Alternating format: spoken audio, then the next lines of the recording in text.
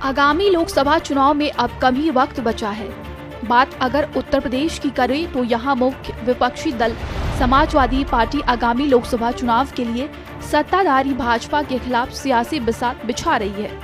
UP में कई high profile seat है जिनमें बदायूं भी शामिल है, जहां शिवपाल यादव ने चुनावी मैदान में उतरने का फैसला करते हुए खुद बदायूं की कमान संभाल ली है। इस बीच चाचा शिवपाल ने 3 दिन तक बदायूं में रहेंगे। इस दौरान वो कार्यकर्ताओं और नेताओं के साथ सियासी गणित बैठाएंगे, जहां उनके साथ उनके बेटे आदित्य यादव भी मौजूद रहेंगे। क्यों इतनी देरी हो गई बदायूं में आते आते प्रत्याशी बनने के बाद? अभी तो देरी हुई नहीं, अभी देखिए घोषणा भी नहीं हुई है चुनाव की, और यहाँ तक कि देखिए भारतीय जनता पार्टी तो अभी अब प्रत्याशी भी नहीं दे पाई। बहुत से जितने 51 तो दिए और जीत कर रहे हैं 80 की, तो हम इसलिए आपको बताना चाहते हैं समाजवादी पार्टी और इंडिया गठबंधन 80 सीटें भारतीय जनता पार्टी को हराने का काम है। पहले भतीजा आप चाचा इसी सीट पे कैसे देखते हैं? देखिए आप सबको पता है ये समाजवादी पार्टी का गढ़ रहा। यहाँ से नेताजी सांसद हुए, प्रोफेसर रामगोपाल सांसद हुए, धर्मेंद्र हुए, तो जब ये अब हम आ गए तो ये तो समाजवादी पार्टी, अब इन्हें प्रत्याशी भी ढूंढे नहीं मिल रहा। लेकिन बड़ा महत्वपूर्ण सवाल है, बीजेपी बड़ा संगठन से मजबूत है और ये सीट समाजवादी पार्टी पिछली बार हारी थी।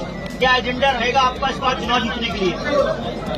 देखिए अब की बार पूरे देश से भारतीय जनता पार्टी हारेगी और यहाँ बदायूं तो जमानत नहीं बचेगी भारतीय जनता पार्टी के। सर चुनाव का नारा लगा रहे हैं, प्रत्याशी तो ढूंढे मिल नहीं रहे और इंडिया गठबंधन समाजवादी पार्टी ने तय कर लिया है 80 सीटों पर भी हरा है। सर ठीक चुनाव से पहले बीजेपी सीएए का बिल लेके आई है और अमित शाह जी कहते हैं कि ये बिल किसी भी तरीके से वापस नहीं होगा, तो आप इसे किस रूप में लेते हैं? देखिए भारतीय जनता पार्टी पे कोई मुद्दे तो है नहीं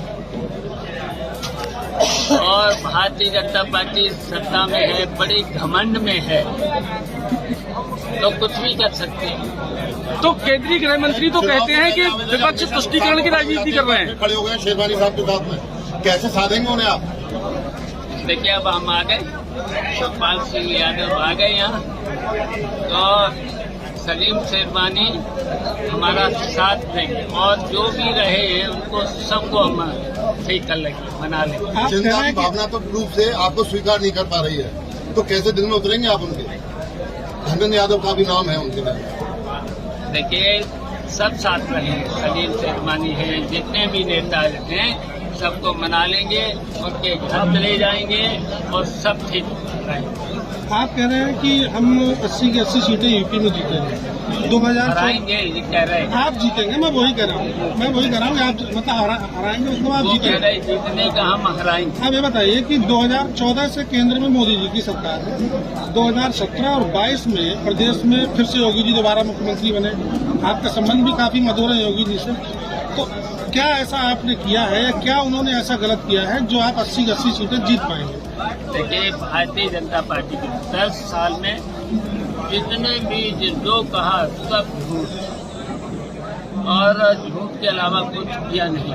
अब यही बता दूं, बधाई में हम बता दूं, एक काम इनका बता दूं, और समाजवादी पार्टी के जब नेताजी से लेकर प्रोफेसर से विजन से लेकर कितना विकास हुआ है, तो यहाँ एक काम बता दूं।